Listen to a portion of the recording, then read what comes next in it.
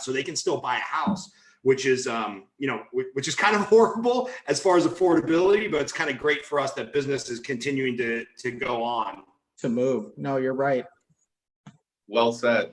That's the conversation, Scott, you and I had a couple weeks back when this thing started, and that was, in essence, the clients that are the folks that are being affected by this aren't typically our demographic or client. Right.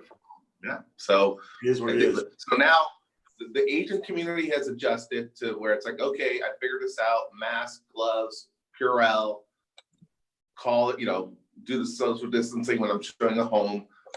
No, people aren't dying in the streets. It's like, okay, we could do this. And that's why I feel that now the purchase market has started to come back. Yeah. Great. Yeah. Cool. So I guess we're live now. Why don't you guys give the introductions and what our purpose is today, and then we'll kind of go from there. All right, perfect. Let me go ahead and hit the record button.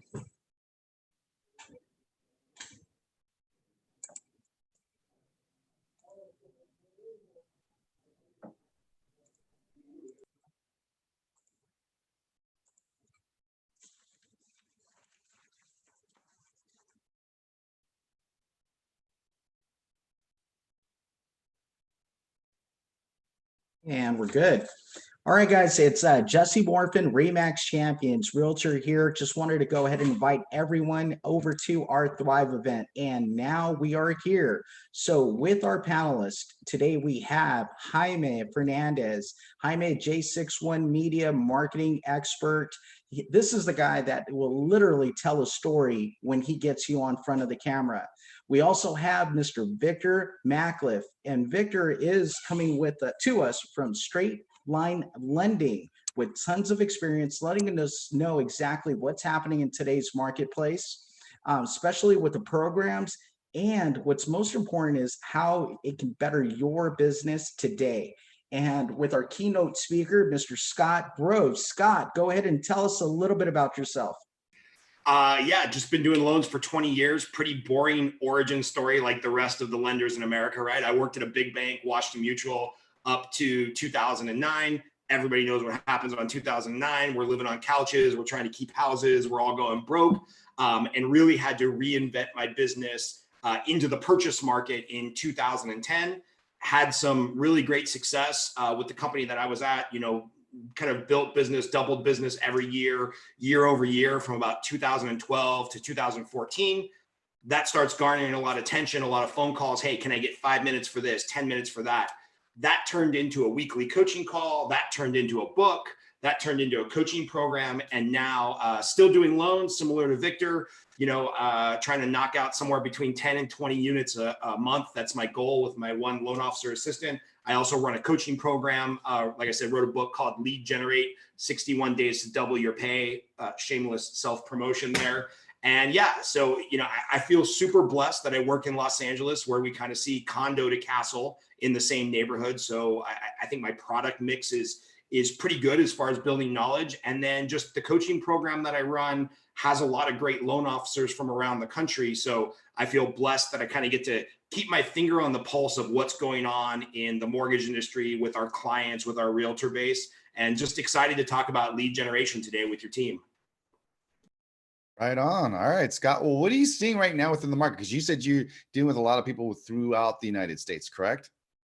Yeah, I think it's all geographical dependent, right? It's like real estate is all about where you're at, location, location, location. It's something we've all heard for our entire career. We were just talking about before we went live that, in Southern California, we already had the challenge of affordability and the price point.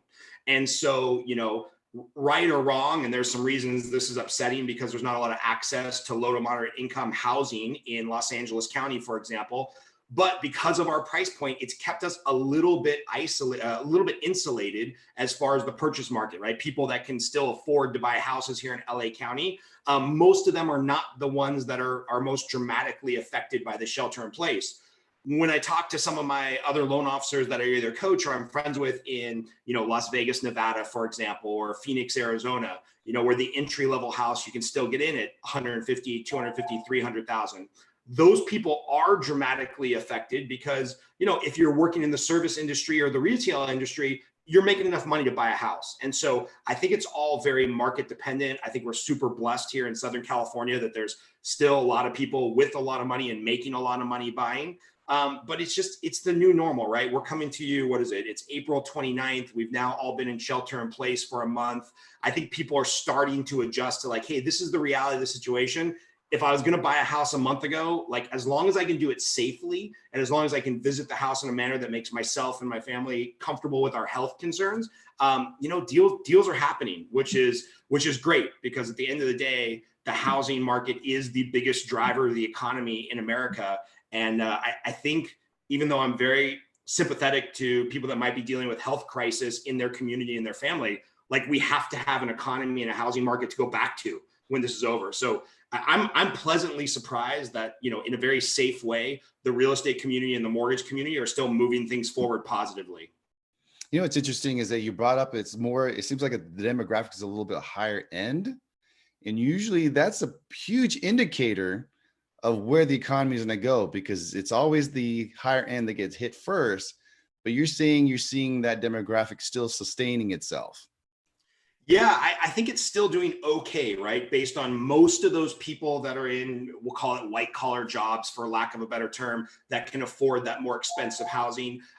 They're still working more or less. It might be from home, it might be on a modified schedule, but they're still working. And I think, Victor and I were both probably fairly harmed by a lot of jumbo investors going away a couple of weeks ago, but we're already starting to see them come back, right? If it wasn't for all of us loan officers going on Facebook and complaining, the average consumer, the average realtor probably wouldn't even know that the portfolio of jumbo lenders was dramatically decreased. We, in a lot of ways, us lenders complaining on Facebook, we create our own problems. So I'm pleasantly surprised. Like, look, there's challenges. It's not easy, but I think for the people that want the business to thrive, their business is thriving.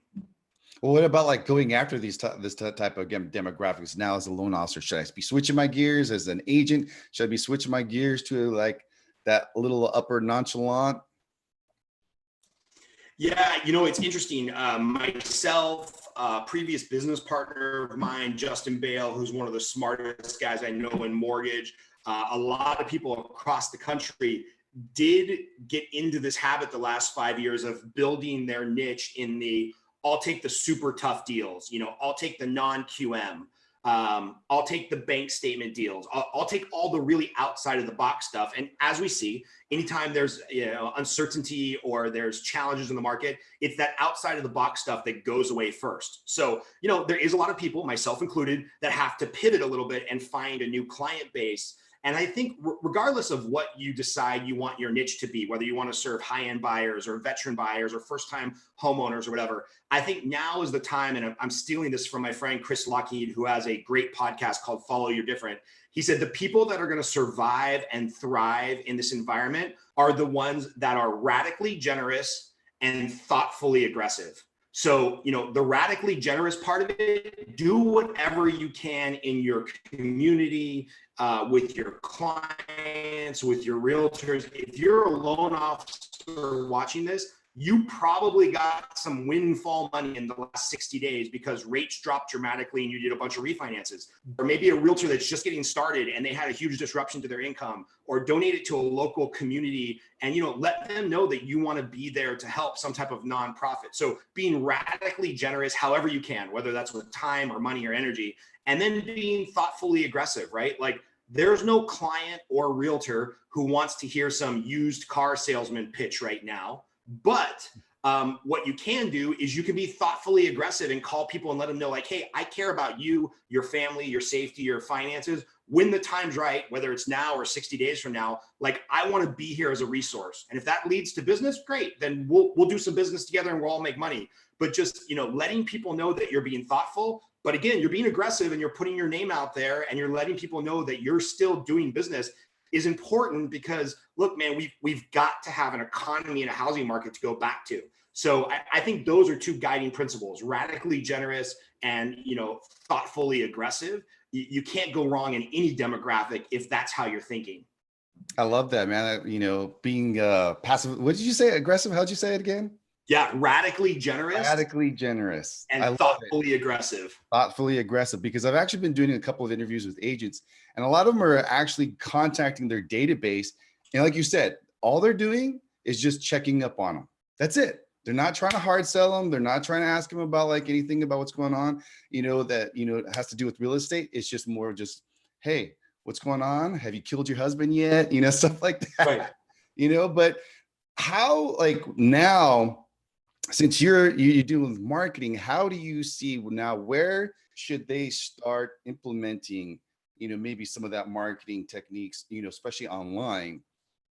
Because now it's a whole nother demographics of how they're going to go about doing their marketing, because they can't do the face-to-face anymore, right? Yeah.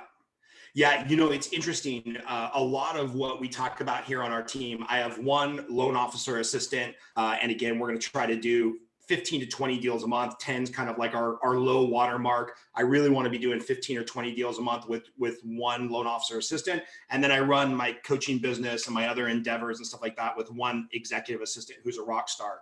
And one of the things that we're always talking about is like, hey, how do we leverage and scale without putting in any extra effort per se, right? So it's the same reason we all have a database. It's the same reason you can go live on Facebook and reach hundreds, maybe thousands, like who knows, maybe hundreds of thousands of people. There's so many free tools out there to scale and leverage. But I think here's kind of a concept that we want to keep in mind when we're marketing. Mass marketing is great. Mass emails are great. But all of us can sniff out that email that got emailed to 5,000 people, right? We've all experienced it where we've gotten the CRM email or we've sent out the CRM email from our company that's like, hey, it's the time change, don't forget to leap forward and change your clock. I can't tell you how many KW agents, Compass agents, Remax agents, Century 21 agents, I got that same bullshit email from of like, don't forget to reset your clocks. It's like, well, let's be real. We all check our time off of our phone or our iWatch. Those update automatically. Like Apple's pretty smart.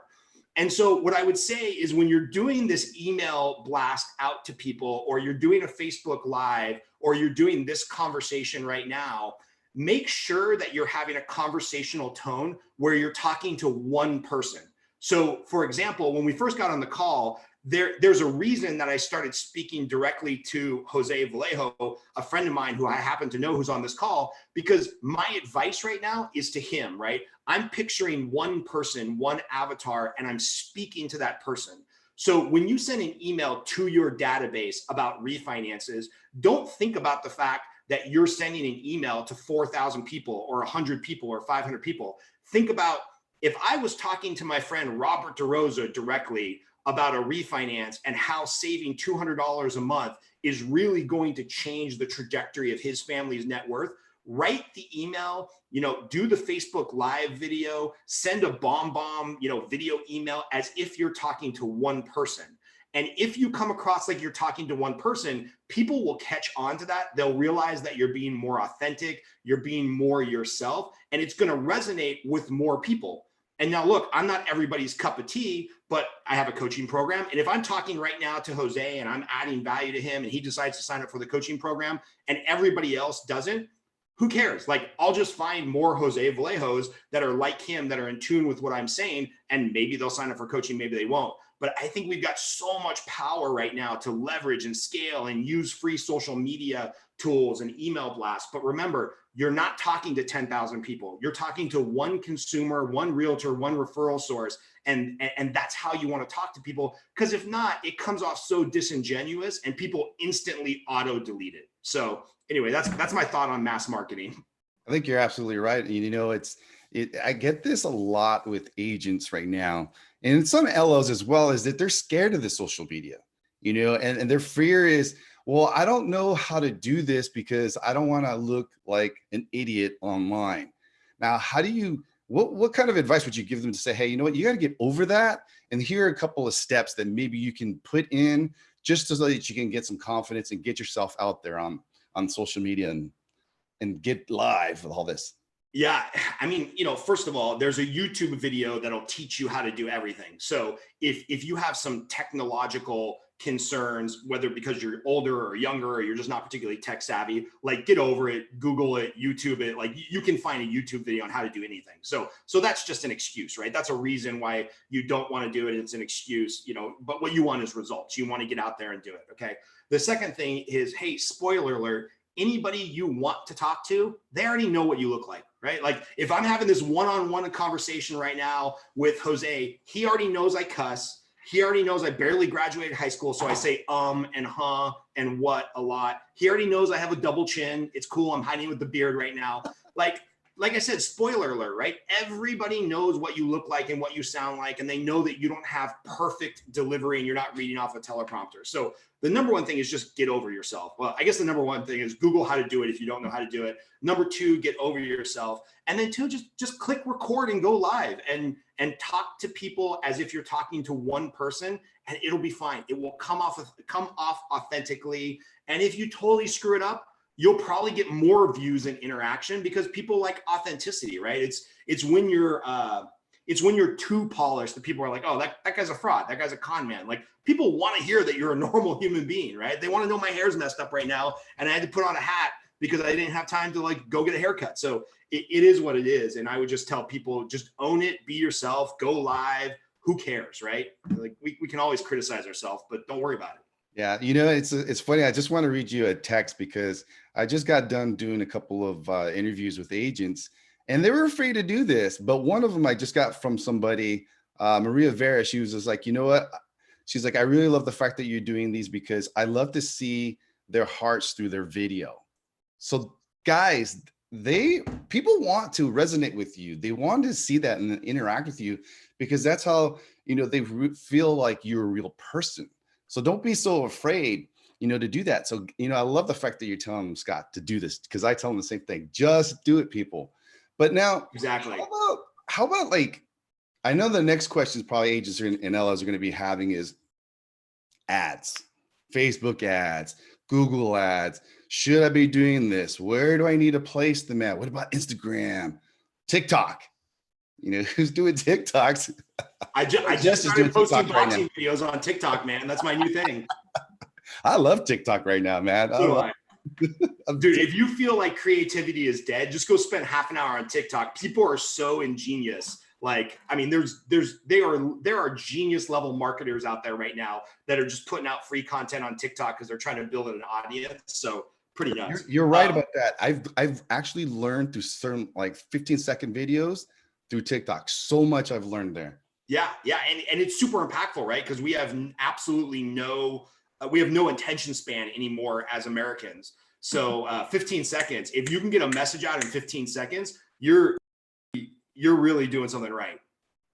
So yeah. Perfect. So you guys get the message out on TikTok. Now, what is that going to do? Like, how do you generate clients? How do you throw your pitch? You know, how? So where is the book? Okay. So first of all, this is not an endorsement of TikTok. I don't care where your social media lives, but this is like a must-read book, right? Jab, jab, jab, right hook, and it's by Gary Vaynerchuk. I'll give you the cliff notes right now. The idea is that you jab, jab, jab, jab, just like a boxer, and then eventually you go for the right hook that knocks them out. And the idea is, it doesn't matter whether it's Facebook or email marketing or TikTok or Instagram or whatever. I would pick one thing and get super good at it. So like my thing is Facebook. I generate 90% of my coaching clients from Facebook. I interact with most of my realtors on Facebook. That's just my thing because that's where my people are living. If I ever decided to go consumer direct, I'd probably learn the Instagram game better, right?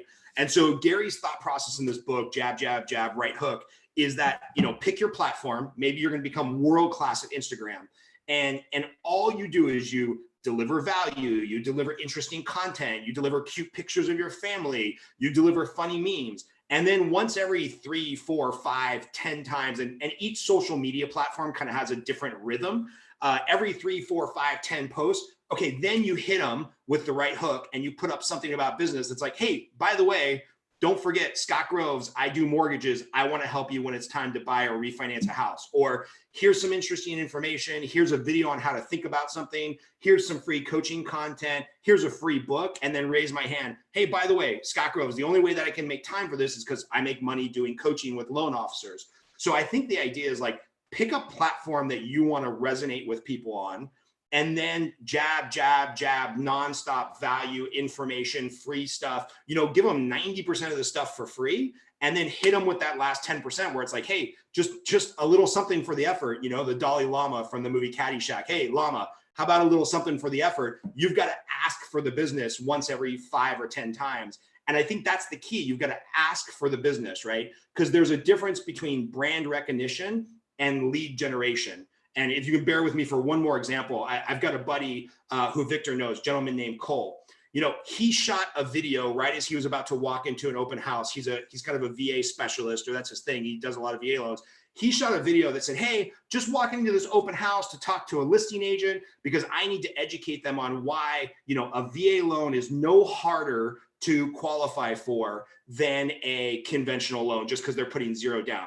Well, it just so happens some Veterans Administration, group or something picked that up, reposted the video. He got 40,000 views on that video, which for the mortgage industry is unheard of, right? We have a very boring, not sexy industry. If you get 500 or 1,000 views on a mortgage related video, you're kind of winning. He got 40,000 views, right? That was his jab. That was him giving out free information, being himself, being authentic. That was the brand recognition. But what he forgot to do, he forgot to go through every single person that commented or liked that video and send them a private message that says, hey, when you're ready to buy or sell a house, I want to be your first point of contact for, loan information. I want to be here as a free resource. I do VA loans. He forgot to do the lead generation. And I think what a lot of people are doing is they're doing the social media, they're doing the branding, they're getting their message out there, but they're forgetting to ask for the business. And whether it's on the DM, whether it's a phone call, a text message, if people are interacting with you, they're intrinsically giving you permission to ask them for business, right? Because they're interacting with you. And then in a tactful way, you just shoot them a little direct message, a little Facebook message, a little text message that says, hey, I saw that you liked my video or you commented on my video. Whenever you're ready to buy, sell, or refinance a house, I'd love to be there as a, just as a trusted resource, and leave it at that. And then you're lead generating, right? You're getting your name out there, you're doing the branding, but you're also asking for the business. And you have to ask for the business, because if you don't ask for the business, you're not marketing, you're just playing on Facebook and wasting your damn time. I like that. I mean, I like the fact that you're sitting there talking about bring value, and then once that you get those eyeballs on you and you get those questions coming in, respond, answer each question, go to each person, because you're actually doing what? You're building relationships via social media. That's the whole point, social media. So now you're going to be able to get these new clients, potential, new relationships. And like you said, Scott, you don't know who's watching. Right. You have no idea who's watching and who could pick this up and where it could go. So that's why you guys got to do this. I mean, you haven't even talked about doing ads. You're just talking about doing what's free right now. Yeah. I don't even know if I'm not an expert in this field, but I don't even know what the value or the return on investment is for spending money on ads. I have no idea. That's not my world of expertise, but I'll tell you, this adding value, Victor is a friend of mine. He's never made $1 off of me, but if I ever decide to change mortgage companies, I'm going to call him as one of my first phone calls, because Victor consistently reaches out to me and says, hey, did you hear about this guideline change? Or did you hear about this thing going on in the mortgage industry? Or, hey, can we compare some programs? Because I want to see where you guys are at in the market versus where we're at in the market. And it's just, he's constantly adding value, and he's constantly trying to keep me more informed about what's going on in the industry. And like I said, Victor's never made a penny off me. I have yet to work for him or with him, but he's definitely going to be a phone call if I decide to make a move to kind of a different model of doing business, because he's just constantly dripping on me and adding value. And I know he does that because we're actually friendly and we like to smoke cigars together, but I know he's actually doing that strategically, because one day if I decide to be a broker or go independent, he's going to be my first phone call, right?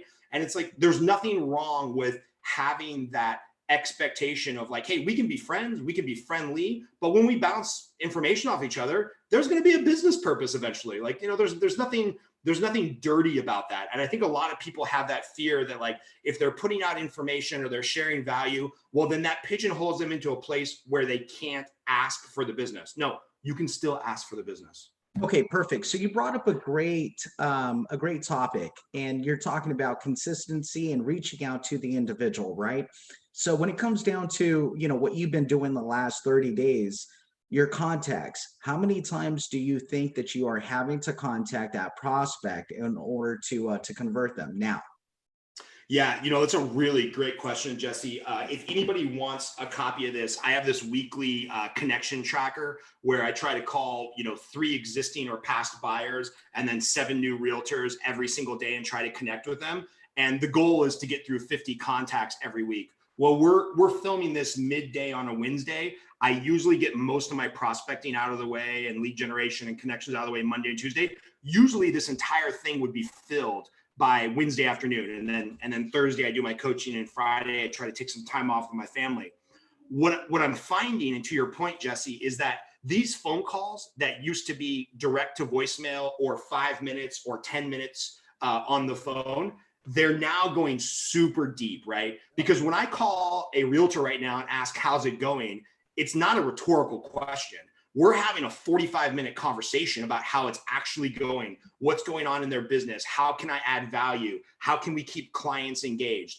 Same thing with clients. Instead of it being a 10-minute conversation, it's a 30-minute conversation about, should I be buying right now? What are some precautions I should be taking? So to your point, Jesse, I think 60 days ago, that answer would have been a lot different. Hey, you got to call these referral sources of these clients 3, 4, 5, 10, 20 times before you create a deep enough relationship where you're going to get the business.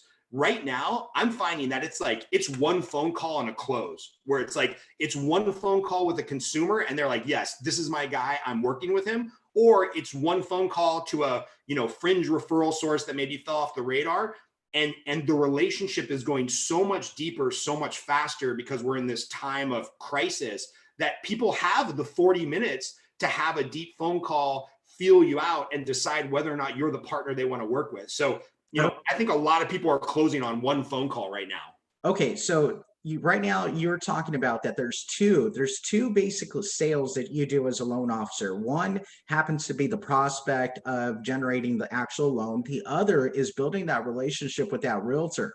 So right now you said you are making 50 attempts to build relationships with realtors on a weekly basis? Yeah, every week I'm trying to make 50 contacts, either to clients or realtors. Sometimes the numbers skew one way or the other, but any way you slice it, whether it's with past clients, new clients, or existing referral sources, potential referral sources, I'm trying to make 50 contacts every single week.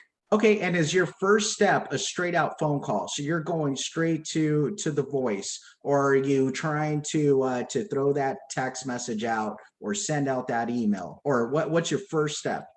So the deal that I have with myself and that our coaching clients live by is that a contact is not a contact until you connect with them or you try to connect 2 different ways. And so if I was trying to build a relationship with Jesse, I would call Jesse, hopefully get him on the phone. Hey, Jesse, this is Scott Groves. Did I catch you at a bad time? Go into some type of relationship building conversation. And this is something we talk about in the coaching program a lot. If you send me straight to voicemail, which is pretty normal, but it's not happening as much right now because Jesse probably wants some human interaction, wants to talk to somebody. I'll send a follow-up message. I'll send a follow-up text message to Jesse and say, hey, Jesse, I just left you a voicemail. Give me a call back when you get a chance. I want to talk some business. And so then that for me is a contact, right? Like I tried to connect with you. I got sent a voicemail. I followed up a second way, text message, Facebook Messenger, whatever. But yeah, I'm trying to make a phone call because so many emails are ignored. So many text messages are ignored. So many Facebook posts are ignored. I'm trying to get people on the phone and talk to them and develop a relationship. There you go, guys. You still have to make the phone call. It's still that connection where it doesn't matter what type of program or automation you're using, you still need to go ahead and have that live interaction with the individual. Scott, out of curiosity, for your agents that you're talking to, are you getting, what kind of objections are you getting from them during this time? Yeah, it's interesting. I think I think one of the things that's happening is the people that I was already getting business from, I'm checking in with them weekly. Like if you're not calling your referral sources weekly, I don't mean the ones that are actually sending you deals and referrals. You've got to be talking to them weekly because they're scared. We're scared. We don't know what we don't know when we're going to return to work. So that's one point. I'm just talking to them about what's going on with their life, asking about their kids, talking about the clients we have kind of in our pipeline. If it's new people, I'm calling them once a week and just trying to get them on the phone and have an adult conversation, right? Like where do you see this going?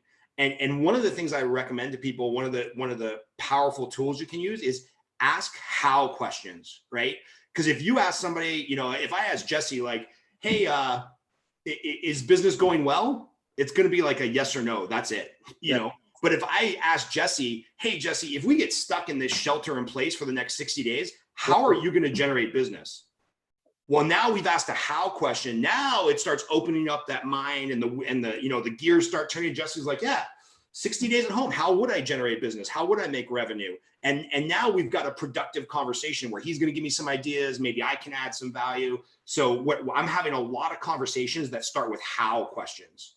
Awesome. That makes perfect sense. Okay, so what's your one technique that you would go ahead and advise a LO right now? And I'm not talking about like a top producer. I'm talking about the guy that's hanging by a thread. What should he or she do? Yeah, it's a really good question. And unfortunately, my assistant has my phone because I usually pick it up as a prop. And I would tell anybody right now that's struggling for business or they're a little fearful, just pretend I'm holding up my phone, that your next, see, she ran back. I got the world's best executive assistant. She ran back with my phone. So here's my phone.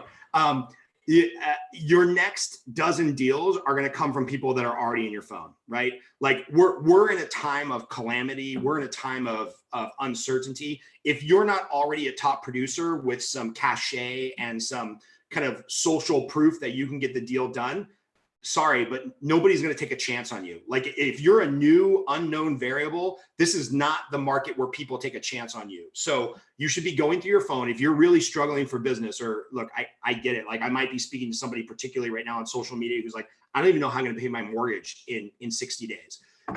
No judgment. I would be going through my phone. I would be going through my entire Facebook friends list. And without judgment, I would be sending some type of text message, Facebook message, phone call that just says, hey, look, if you're thinking about forbearance, if you're thinking about refinancing, if you're thinking about buying or selling a house, I want to be here as a resource.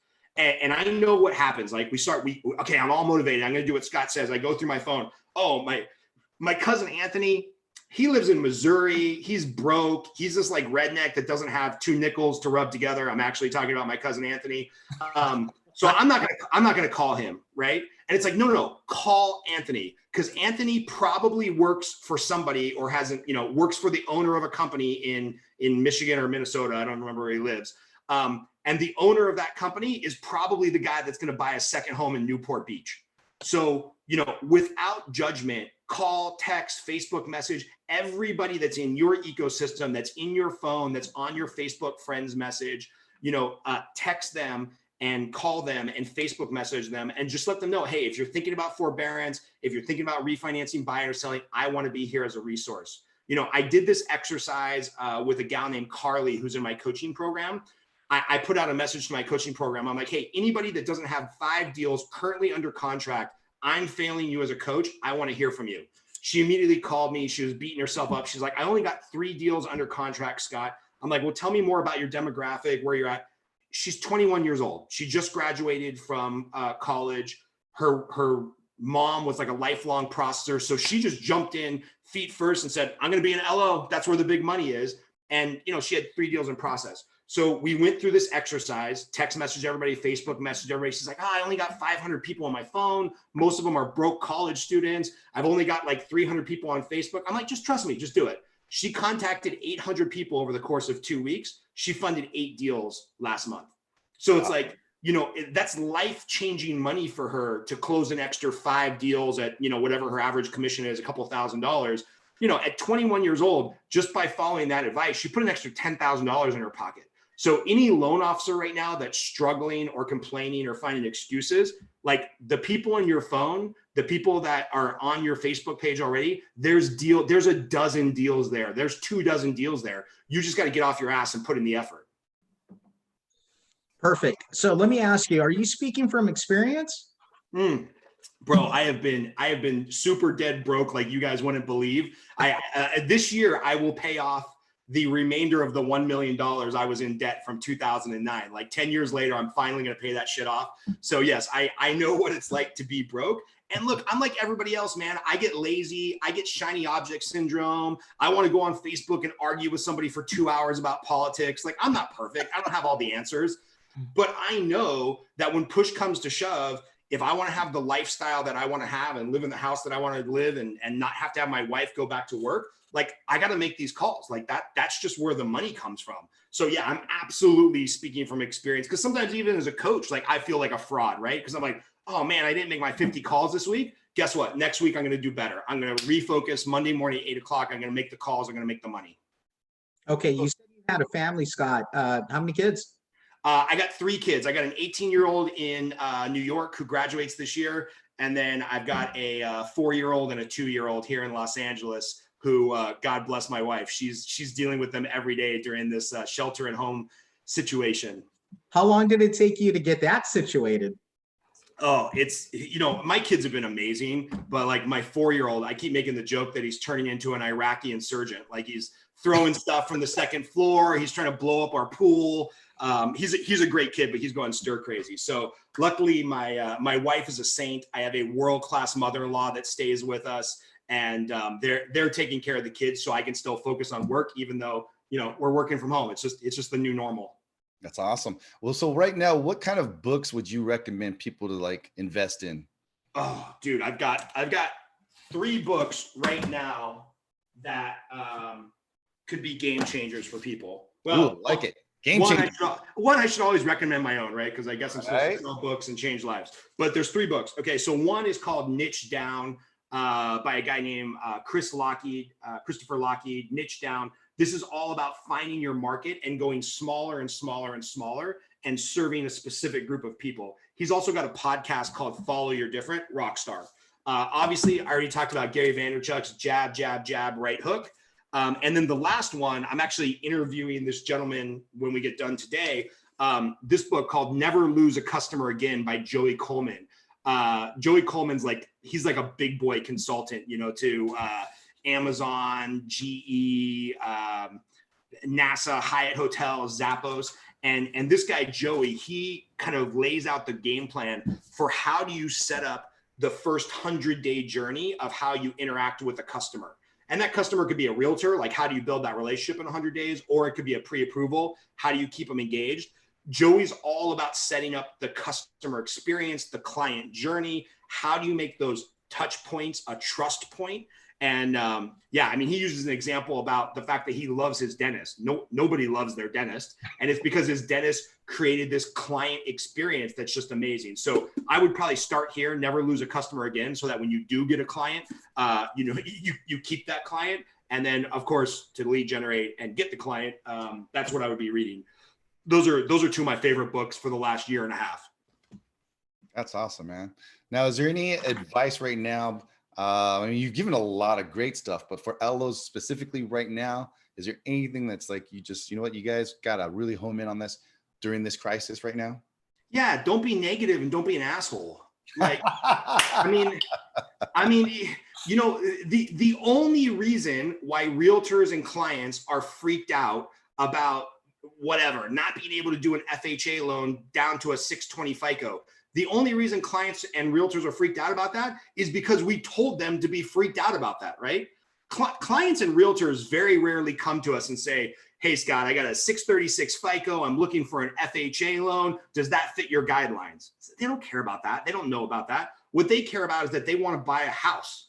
And so, if I get a application right now for a client that needs to use an FHA loan and their credit is, 636 instead of over 640 or whatever the new credit score is that I need, well, then I'll just introduce them to the right people to get their debt taken care of, to maybe dispute some erroneous trade lines. I'll counsel them and consult them on how to get their credit score up, which is part of our job, guys. So what I would say is, in this time of uncertainty and everybody wanting to name call on social media, and now these two camps are developing of like, stay at home, no, get the economy back. Like, don't ask these binary questions of, should we go back to work or should we kill everybody? And this is just craziness, right? It's like, go back to that how question. How can we get back to work? How can we get the economy on track? How can we do all this and still be cognizant of public health concerns, right?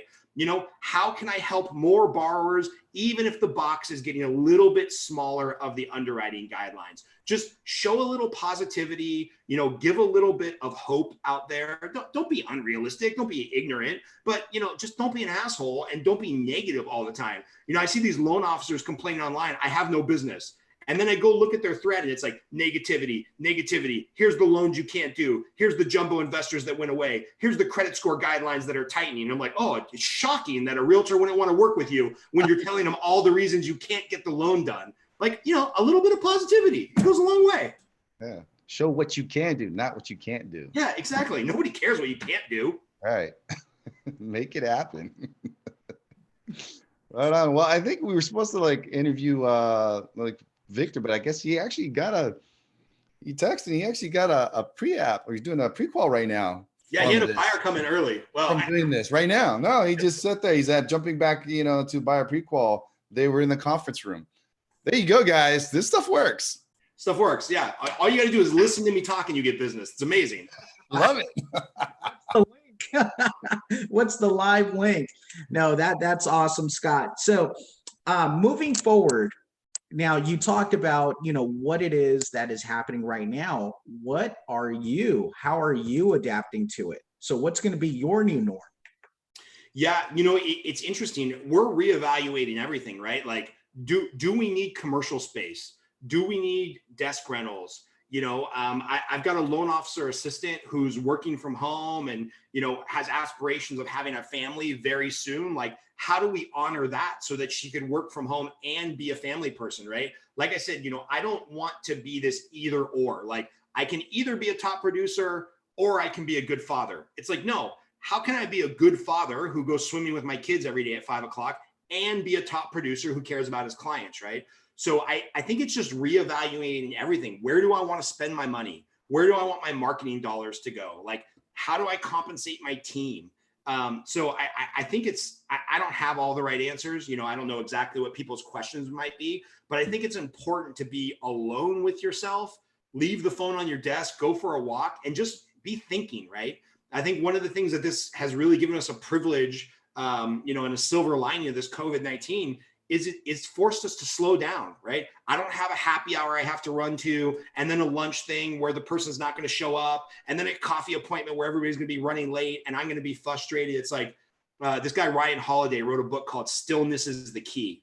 And really the whole book just boils down to, how can I be alone with my thoughts for a little while to have some deep thoughts about what I want my business to look like, what I want my family to look like. This has been a great trial run for me. My wife's Mexican. We have aspirations of living in Mexico for a year or two so that our kids can go to a Spanish speaking school. I want to live in Cabo and surf like on the Pacific coast side of it. This has been a good test run for us. It's like, can I run a top producing business model 100% virtually? And it's turning out that the answer is yes. So I might be in Cabo, like drinking margaritas and surfing in the morning. Margaritas at night, surfing in the morning sooner than I thought, because it's given us a chance to test run some things that maybe we didn't know we could do. So be alone with yourself, be alone with your thoughts, be alone with your business partner or your spouse or your kids, and just ask some good questions about what do you want your business and your life to look like. And just asking those questions focuses like these glasses, right? So I'm seeing you differently right now than I see you when I put these glasses on. And a well-formed question, or a question that we can answer, that we can ask ourselves, it works kind of like these lenses of the glasses, right? Like, once I put the glasses on, the world changes. Just asking yourself the good questions forces the world to change, no matter what the answer is, because it's forcing you to think about the stuff that you actually want to, improve upon in your life, in your business, in yourself. So I think asking good questions is almost always my answer to a good question like that, Jesse. There you go, man. I love that, because it's like, guys, right now there is no answer I don't think anybody really has the right or wrong answers. It's just a matter of like what Scott says is you need to dabble. You need to start just figure out, test new things, spend a little money here, spend a little money there, and see what starts working. And this is the time. You've got the time. Maybe the money might be a little bit scarce, but you know what? Start somewhere. Start feeling out. But everything that Scott's talked about today, if you really realize it, is free. He's never talked one thing I don't think about anything that costs money. Yeah. No, Not at all. No, and that's, and going back to Jaime, to what you brought up, you are right. In previous markets that I've been in the business 18 plus years now, and it was one thing where it's like, okay, if the refis dry up, then that we're going to go into buyer apps, and if the buyer apps are drying up, we're going to go into the refi market. But this one right here, we really don't know. It's like the train stopped, the caboose stopped. So the thing that I look at it is, before we would know if this ain't working, then we know this is coming. Well, right now you can do both. Just like Scott said, we live in an and or world. We can do both. I'll tell you, and I keep, telling everyone about this, that this could be one of the best things that ever happened to us, because we're closer to our families. We're now using technology that has always been there. What's that comment that we always bring up, Jaime? Oh, technology's always been here. It's just waiting for you to catch up. Great quote, man. I'm using that Boom. one. Great quote. That's it. And believe it or not, Scott, it's going to come back with next time we see you. And I think you started up with one of these green screens. This is, where it's at, because with the green screen, I'm literally in Cabo right now. Right. Nope. That margarita, you better invite Scott. Right. I mean, for all people know, this is a virtual background. I'm already in Cabo, right? Like no one knows, and you mentioned free or super low cost. I've been trying to dig into this book called Principles by Ray Dalio. Ray Dalio is one of the most successful investors, hedge fund managers in the history of the world. To get him to show up for a keynote speech where he gives you some peripheral information for an hour, it's $250,000, right? So if you're Goldman Sachs and you want him to come talk to all your richest clients, $250,000 for him to show up for one order. You can get his life's playbook for $18. I mean, it's like, if you're not using this downtime to read some books and sharpen your sword, you're missing out, man. You're not a real business professional if you're not taking this time to read some books and sharpen that axe. I love it, man. I really appreciate this, Scott. I mean, this was awesome. This was some great knowledge. I mean, I wish if there's anybody that's out there, you guys got any questions, hit us up on the side. Do you see anything there, Jesse? No, just great information. Please reach out via email. But yeah, no, let's we're just going to keep this live for another 5 minutes. So please go ahead and type in any questions that you have. I want to go ahead and just ask right now, Jaime.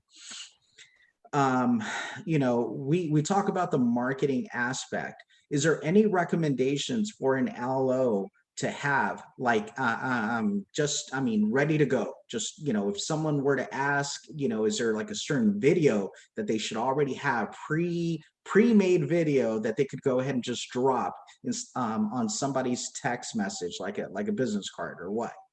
Yeah, actually, that's a great question.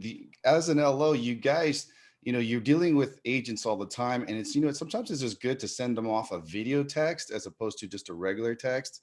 And especially if it's a somebody that you've never met. And now that we're dealing with this more video type of age, you've got to get in front of and just do a little 15-second, with your phone. Do it sideways, not this way, because then it'll be full frame. If you do it this way, you're going to have those black bars. So do it that way. Introduce yourself. Quick little intro about it. If you've got special programs, niches, I would be doing the same thing on those, because let your agents know what you're able to do. And like Scott said, don't talk about what you can't, talk about what you can do. So those would be some good LO vices that I would talk about. And what also would probably be good is what we've done for LOs is the breakdown of what a client needs. And those are something that you can send, because I know you're getting tired of repeating yourself over and over. Bring in your, your taxes of the 2 years, your W-2s, your pay stubs for the last month, et cetera, your driver's license, all that good stuff. Well, if you have that in a video format, you shoot it off. So now you don't have to repeat yourself so much. You say it once, they can go back and look at that video over and over again. I do it all the time. Like Scott said, the University of YouTube, it's beautiful. I stop and record things all the time just to keep learning. And you gotta think of it like that. You're teaching, other people how to do business. Absolutely. So what you're saying, Jaime, is if I, I'm talking to a prospect, right, and that need list, for example, I could just stop the conversation right there, because that could be an objection. Oh, what items do you need? And now we're going to go, well, I haven't filed my taxes and I haven't, and they're going to go off that tandem, where in reality, you could just go and flat out say, you know what, I'm going to send you a link with the questions that I'm going to need. Now, by the way, how soon did you want to be in your home? There you go. Yeah, you just parked it and you're moving on to the next, sequence of the question. What do you think about that, Scott? I love it, man. I mean, that goes along with the whole scalability talk, right? Like we want to be doing two things at the same time. We want to, anything that's a repetitive, scalable task, we want to use technology and video to make that work and make it easier and make it more, scalable for our business.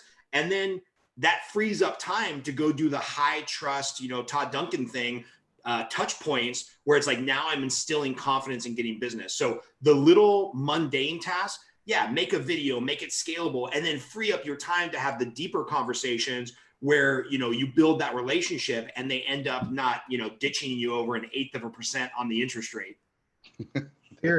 No, that makes perfect sense. Yeah, because those sting a little, right?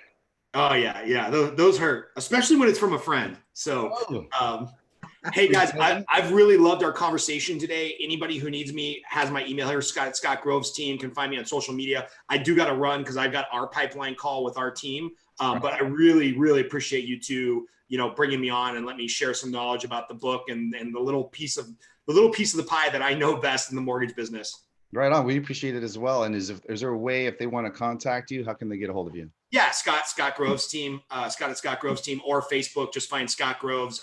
Those are the two easiest ways. Awesome. Perfect. Thank you so much, Scott. We'll talk. All right. Thanks, man. Talk to you soon. All right. Thanks, man. Bye. All right. Okay. So that just goes ahead and brings us back to go ahead and close this session out. I really appreciate you guys, coming in, looking at what we have to offer as a community, as a real estate coach, as a lending platform. Please reach out to ourselves, Jaime Fernandez, Victor Macliff, Scott Groves. We're all here to go ahead and assist you in this time, because this is what it's all about. It's all about the service that we could go ahead and provide to you to ensure that we stay in business. And I know that those are a lot of the concerns that people really legitimately have. But you know what? When's the best time to invest? When the market is shifting, when the market is moving. Once, a barrel of oil hits $40, $80 a barrel, it's too late, guys. But right now is the opportunity. So 1, invest in yourself. 2, check out the programs. 3, seek out that mentorship, that leadership that can go ahead and catapult your business. Most importantly, go ahead, close this one out, Jaime. All right, guys, like Jesse said, just get out there, do it. I think Scott also said the same thing. You've got the opportunity right now and the time is yours. So do all the things that Scott mentioned. Be out there on the social media, start bringing that value. And I think you're going to start seeing results, and be positive. Like he said, be positive, guys. It's the best thing you can do right now. So Jesse, what else, where can these, if people wanted to get in touch with some of the programs that we also offer, where can they go to get that?